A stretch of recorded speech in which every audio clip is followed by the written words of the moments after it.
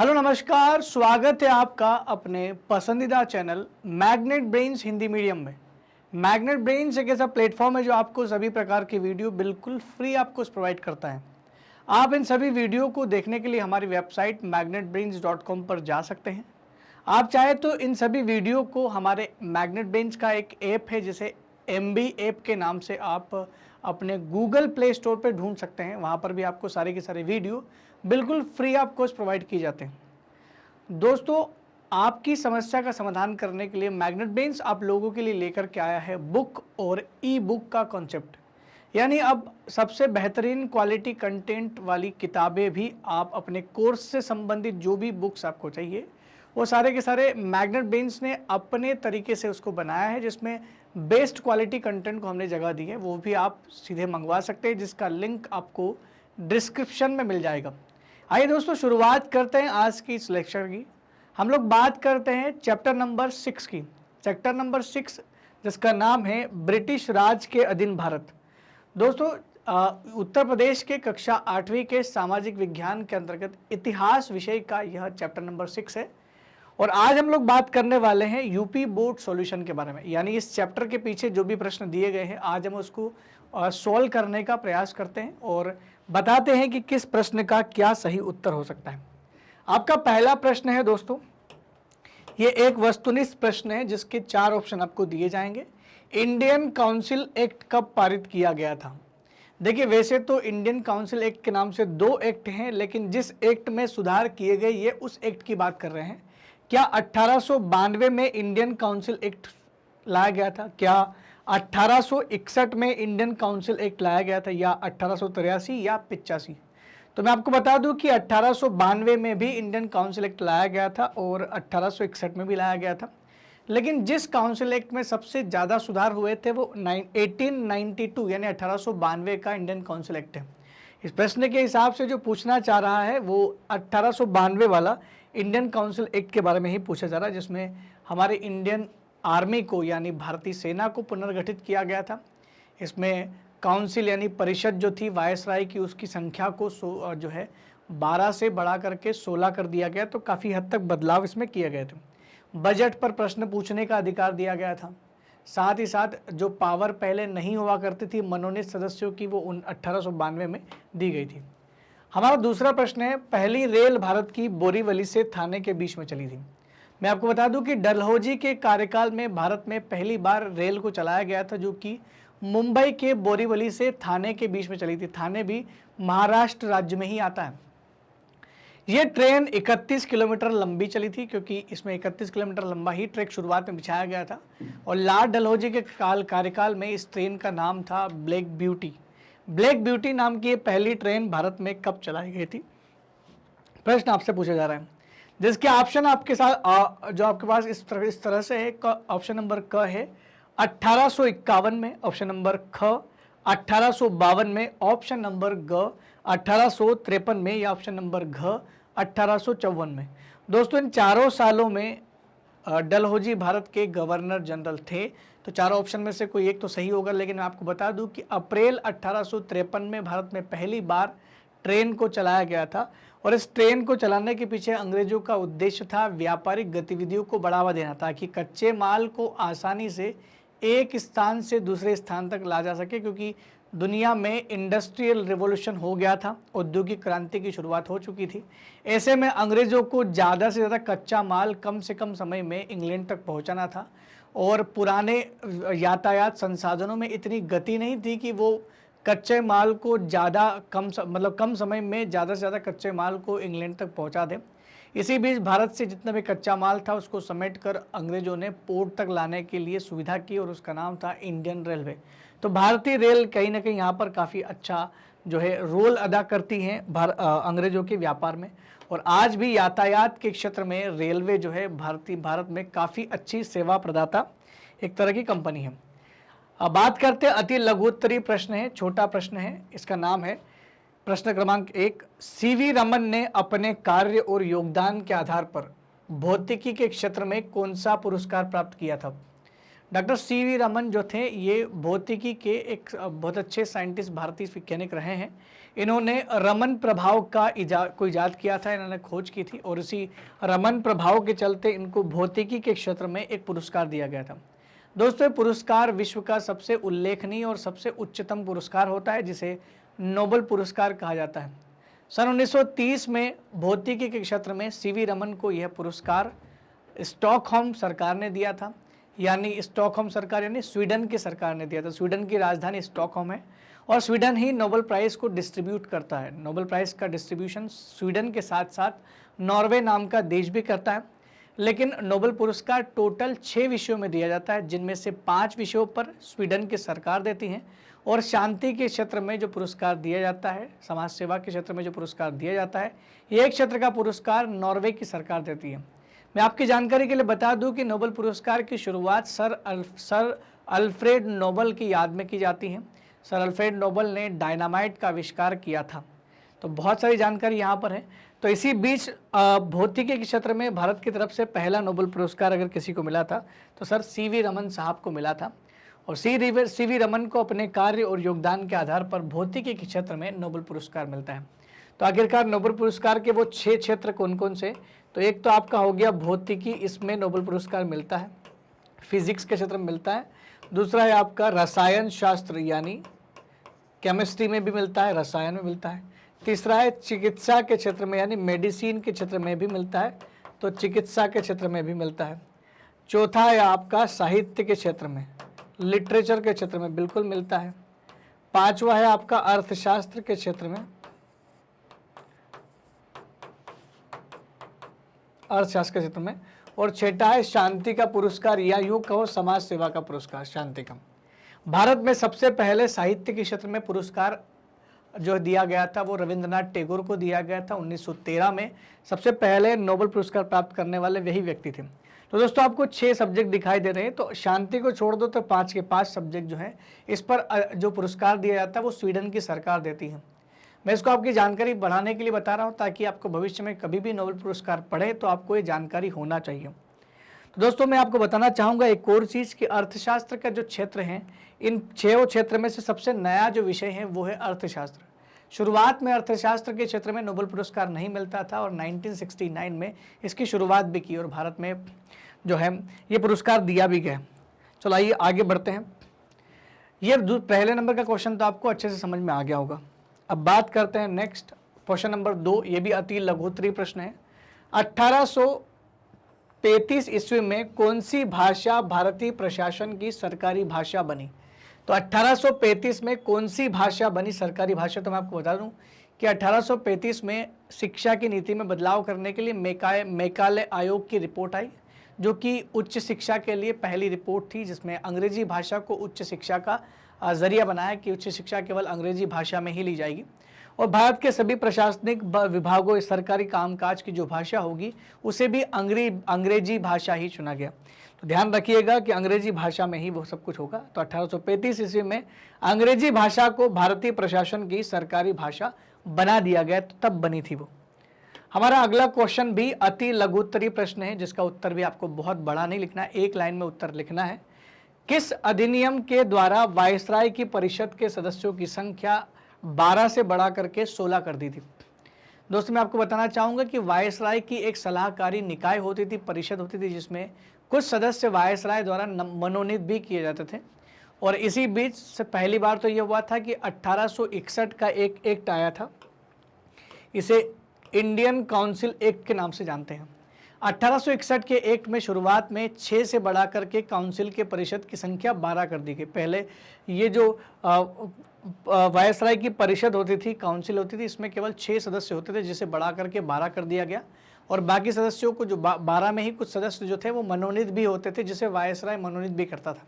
इसका मतलब 1861 से ये तो हो गया था कि परिषद में भारतीयों का भी इन्वॉल्वमेंट होने लगा था। लेकिन क्वेश्चन पूछ रहा है 6 से 12 नहीं पूछ रहा है, वो पूछ रहा है 12 से 16।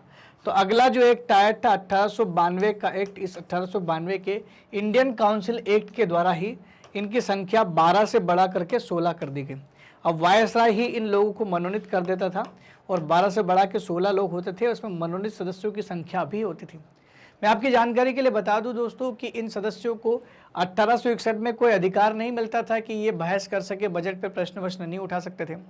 अब 1892 के इस एक्ट के द्वारा ये कर दिया गया कि जो परिषद के सदस्य होंगे ये बाकायदा बजट पर चर्चा कर सकते हैं, प्रशासनिक मामलों से संबंधित किसी भी मामले पर ये प्रश्न पूछ सकते थे।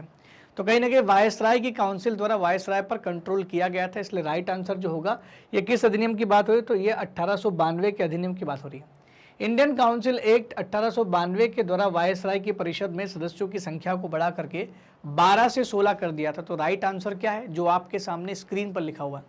जो उत्तर मैं आपको बता रहा हूँ उसको जल्दी से आप नोट डाउन कर सकते हैं। अगर आपको नोट डाउन करने में टाइम लग रहा है तो आप वीडियो को रोक करके स्क्रीनशॉट भी ले सकते हैं, क्योंकि मैं आपको प्रॉपर टाइम दे रहा हूँ आपके उत्तर को लिखने के लिए। दोस्तों नेक्स्ट क्वेश्चन आपका लघुत्तरी है। जब आप आप अति लघुत्तरी बोलते हो तो बहुत छोटा उसका उत्तर होता है, जब आप लघुत्तरी बोलते हो तो उससे थोड़ा बड़ा होता है, 2 या 3 लाइन में लिख सकते हैं इसको। प्रश्न क्रमांक 1 है, मैकाले भारतीयों को अंग्रेजी माध्यम में शिक्षा क्यों देना चाहता था। दोस्तों इसका उत्तर थोड़ा बड़ा हो सकता है, 3 या 4 लाइन में भी कर सकते हैं, क्योंकि ये यहाँ पर मोटिव अंग्रेजों का काफ़ी बड़ा था। मैं आपकी जानकारी के लिए बता दूं कि अंग्रेजी माध्यम में शिक्षा देने का जो प्रावधान किया गया था 1835 में मैकाले आयोग की सिफारिश पर हुआ था। मैकाले कमीशन गठित किया गया था, ये मैकाले आयोग। इन्होंने उच्च शिक्षा को अंग्रेजी माध्यम से देने का प्रयास किया था और भारत में पाश्चात्य शिक्षा पद्धति को लाने का प्रयास भी किया गया था। तो भारत का पहला शिक्षा नीति था एक तरह से ये। तो इसमें क्यों चाहते थे अंग्रेज की भारतीयों को अंग्रेजी भाषा में शिक्षा दें। अंग्रेजों को भारतीयों को कोई सभ्य बनाने या भारतीयों को अच्छा आगे बढ़ाने के लिए कोई उद्देश्य उनके मन में नहीं था। अंग्रेजों के मन में केवल ये उद्देश्य था कि इससे जो लोग तैयार होंगे, जो लोग अंग्रेजी पढ़ करके आगे बढ़ेंगे, उन लोगों में हम लोग ब्रिटिश शासन के बारे में ऐसी बातें भरेंगे जिससे कि वो ब्रिटिश शासन को सही ठहराएं। यानी वो ऐसे भारतीयों की तलाश कर रहे थे, ऐसे भारतीयों को बना रहे थे जो शरीर से केवल भारतीय दिखते थे लेकिन आत्मा से वो लोग ब्रिटिशवादी हों, यानी उन्हें ऐसा लगे कि ब्रिटिश लोग सही कर रहे हैं। तो ऐसे लोगों के लिए लाया गया था, उनका विचार था। इसी बीच उन्होंने ईसाई मिशनरियों को भी अलाउ कर दिया था 1813 में कि भाई आप भी आइए और भारत में धर्म का प्रचार करिए और भारतीय लोगों को अंग्रेजी भाषा का ज्ञान दें।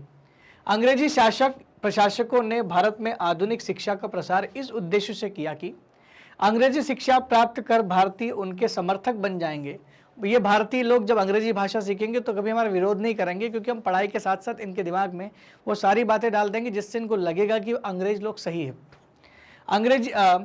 अंग्रेजी भाषा के रूप में उन्हें संपर्क भाषा प्राप्त हुई और कहीं ना कहीं अंग्रेजों को लगेगा कि हम लोग भारतीयों के मन की बात कभी जानना है तो हम तो अंग्रेजी जानते हैं, ये लोग हिंदी जानते हैं, कैसे हम लोग संपर्क कर पाएंगे।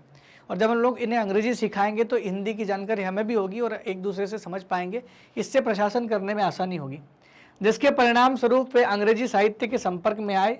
लॉर्ड मैकाले ने जब अंग्रेजी साहित्य की शिक्षा और अंग्रेजी माध्यम से शिक्षा देने की नीति बनाई थी तो उनका उद्देश्य यही था कि इस शिक्षा से ऐसे व्यक्ति तैयार होंगे जो आत्मा और आस्था से ब्रिटिशवादी होंगे। भले ही शारीरिक अवसंरचना के हिसाब से भारतीय होंगे, जन्म के हिसाब से भारतीय होंगे, मूल के हिसाब से भारतीय हो सकते हैं, लेकिन आत्मा और आस्था के हिसाब से ब्रिटिशवादी होंगे। मैकाले का अनुमान बहुत हद तक सही निकला और बहुत सारे ऐसे लोग तैयार हुए जो ब्रिटिश साम्राज्यवादी जो उनकी जो नीतियाँ थी उनका सपोर्ट करते थे। बहुत सारे लोग ब्रिटिश लोगों को सपोर्ट भी करते थे। प्रश्न क्रमांक 2 है लघुत्तरी प्रश्न में, महारानी विक्टोरिया ने घोषणा पत्र में भारतीयों के लिए क्या क्या आश्वासन दिए। मैं आपको बताना चाहूँगा कि 1857 की क्रांति का बदलाव था, ये परिणाम था ये। तो 1857 की क्रांति ने एक चीज़ जो अंग्रेजों को बता दी थी कि अत्याचार की एक सीमा होती है और उस सीमा के को लांघ दिया जाए तो एक विरोध उत्पन्न होता है, एक क्रांति होती है, रिवॉल्यूशन होता है। जब जब दुनिया में कहीं पर भी किसी भी ग्रुप को, किसी भी वर्ग को लगातार दबाया जाएगा तब उस वर्ग के द्वारा एक क्रांति का आगाज़ किया जाता है और समय समय पर देश दुनिया के लोगों ने इस क्रांति का अनुभव भी किया है और ऐसी क्रांति अलग अलग समय पर अलग अलग जगह पर हुई भी है।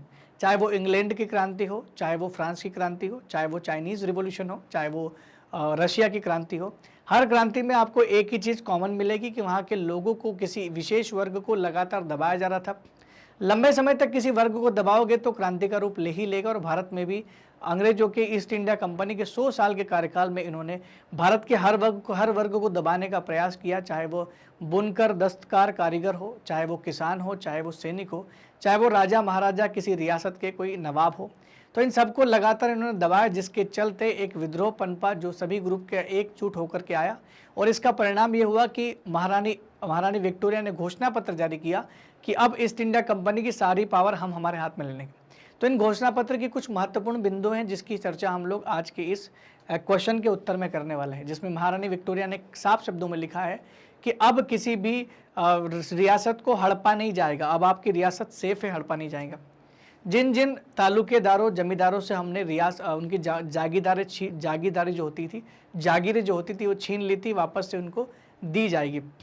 वो लोग जिन्होंने ब्रिटिश अधिकारियों की हत्या की है उनको छोड़ दिया जाए, तो बाकी सब लोगों को बाइज्जत बरी कर दिया जाएगा, क्षमा कर दिया जाएगा, उनको दोषी नहीं समझा जाएगा। जिन लोगों ने ब्रिटिश अधिकारियों की हत्या की उन पर मुकदमा चलाया जाएगा। और बहुत सारे ऐसे राजा महाराजा नरेश जिनने हमारी मदद इस 1857 की क्रांति को दबाने में की, उन्हें ब्रिटिश सरकार पुरस्कृत करेगी। साथ ही साथ सारी की सारी ईस्ट इंडिया कंपनी की शक्तियाँ अब ब्रिटिश राज के ब्रिटिश सरकार के हाथ में सीधे आ जाएगी। और जो दोहरा शासन इससे पहले चल रहा था उससे भी आप सभी भारतीयों को मुक्ति प्रदान होगी। तो आइए दोस्तों इसके कुछ पॉइंट्स को हम लोग पढ़ लेते हैं। महारानी के घोषणा पत्र में भारतीयों के लिए निम्नलिखित आश्वासन दिए गए थे। नंबर 1, क्षेत्र के सीमा विस्तार की नीति समाप्त कर दी गई। अब किसी भी प्रकार का सीमा विस्तार नहीं किया जाएगा, ये नीति समाप्त कर दी गई। अंग्रेजों की हत्या के दोषियों को छोड़ दे तो बाकी शेष सभी को क्षमा कर दिया जाएगा। विद्रोह में भाग लेने वाले तालुकेदारों को राजभक्ति प्रदर्शित करने के लिए उन्हें उनकी जागीरदारी वापस कर दी जाएगी। जमींदारों को उनकी जमींदारी वापस कर दी गई क्योंकि उन्होंने अंग्रेजों के विरुद्ध जो है ये विद्रोह नहीं किया था, बल्कि उन्होंने साथ दिया था। बिना किसी भेदभाव की योग्यता के आधार पर सरकारी सेवाओं में भर्ती की परीक्षा की जाएगी। यानी आईसीएस अधिकारी जो आजकल के आईएएस अधिकारी होते हैं उनकी भर्ती जो है वो बिल्कुल योग्यता के आधार पर होगी मेरिटोक्रेसी के आधार पर होगी, न कि इसमें भेदभाव किया जाएगा यूरोपियन और भारतीयों में।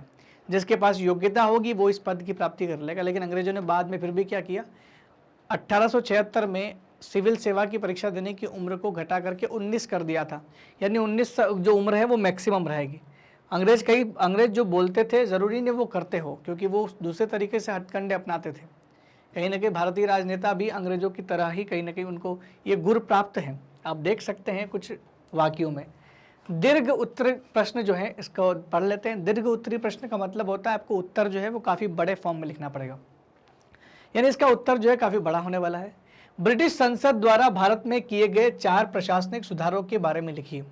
तो ब्रिटिश संसद ने जो भारत में 4 प्रशासनिक सुधार के बारे में लिखा, तो प्रशासनिक सुधारों की जब चर्चा होती है तो हम लोग 1861 का इंडियन काउंसिल एक्ट पढ़ते हैं और साथ ही साथ हम लोग 1892 का भी काउंसिल ऑफ इंडिया या इंडियन काउंसिल एक्ट ही पढ़ते हैं। तो इसी 2 परिषद कानूनों को हम लोग चर्चा करेंगे यहाँ पर, जिनमें क्या क्या बदलाव हुए। 1861 का जो कानून आया था, 1861 में शुरुआत में जो ब्रिटिश संसद ने पारित किया था, तो ब्रिटिश संसद द्वारा पारित 1861 का इंडियन काउंसिल एक्ट पास किया गया, जिसके तहत इंग्लैंड में भारत के लिए एक मंत्री और भारत के वायसराय की नियुक्ति की गई। इस एक्ट में कहा गया कि ये भारत का एक सचिव होगा, जिसे भारत का सचिव कहा जाएगा, सेक्रेटरी ऑफ इंडियन स्टेट कहा जाएगा, और साथ ही साथ एक वायसराय की अपॉइंटमेंट की जाएगी जो कि गवर्नर जनरल का पद संभालेगा। गवर्नर जनरल क्या बन गया, जो बन गया वायसराय। इसके बाद इंडियन काउंसिल एक्ट 1892 भी पारित किया गया, जो भी सुधारों की इस श्रेणी में एक नया सुधार था। इसमें वायसराय की परिषदों की संख्या 16 कर दी गई, जो पहले 12 थी 1861 में, और 1861 से पहले तो 6 ही थी। 1861 में इन परिषदों के सदस्यों की संख्या 6 से बढ़ा के 12 कर दी थी और 92 में 12 से बढ़ाकर 16 कर दी गई थी।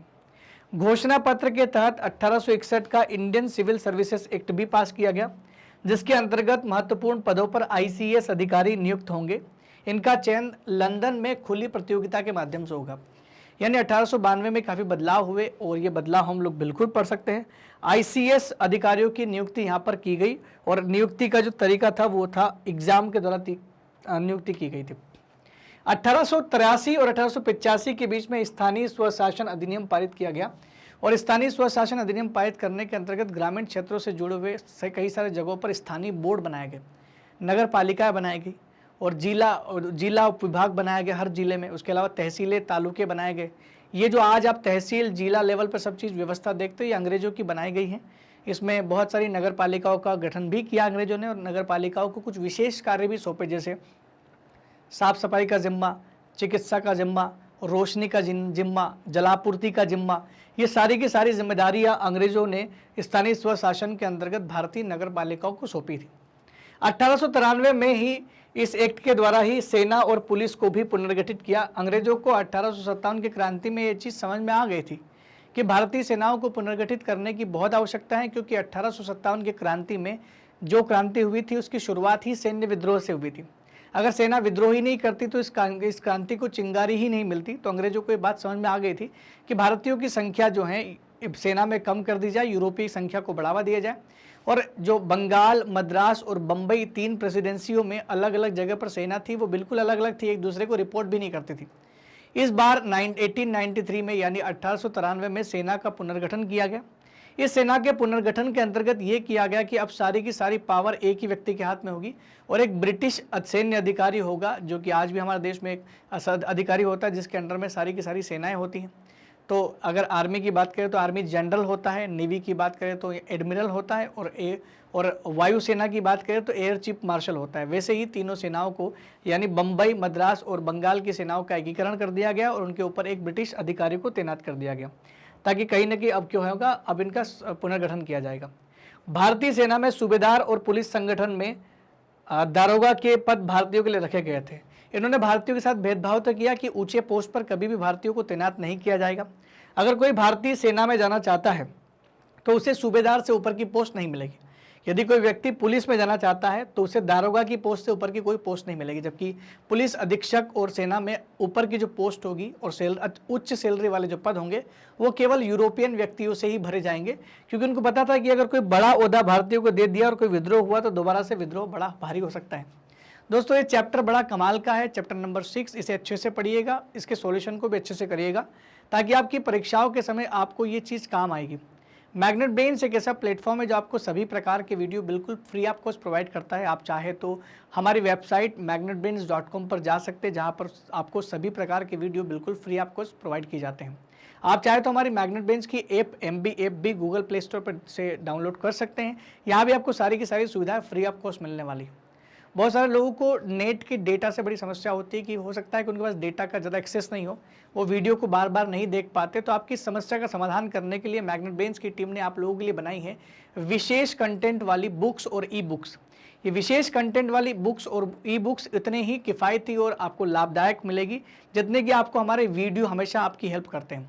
आप इन किताबों को डायरेक्ट मैग्नेट ब्रेन्स की से मंगवा सकते हैं और ये मैग्नेट ब्रेन्स के ही टीचरों द्वारा बनाई गई है अच्छे क्वालिटी कंटेंट के साथ। दोस्तों, इसका लिंक आपको डिस्क्रिप्शन में मिल जाएगा, जहां पर आपको एक फॉर्म भरना पड़ेगा। जैसे आप फॉर्म भरोगे आपकी जानकारी मैग्नेट ब्रेन्स की टीम तक पहुंचेगी और मैग्नेट ब्रेन्स की टीम आप तक पहुंच करके किताबों को आपके घर तक पहुंचा देगी। दोस्तों, मैग्नेट ब्रेन्स की टीम ने बहुत सारे कोर्सेज आप लोगों के लिए उपलब्ध कराए हैं, जिसमें CBSE इंग्लिश और हिंदी मीडियम है।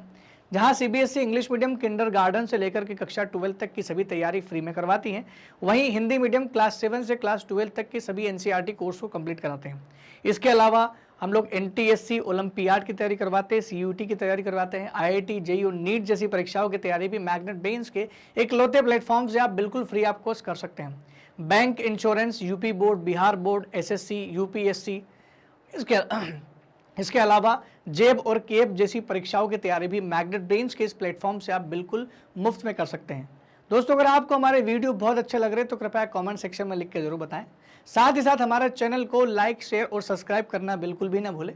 तब तक के लिए दोस्तों धन्यवाद। Thank you very much.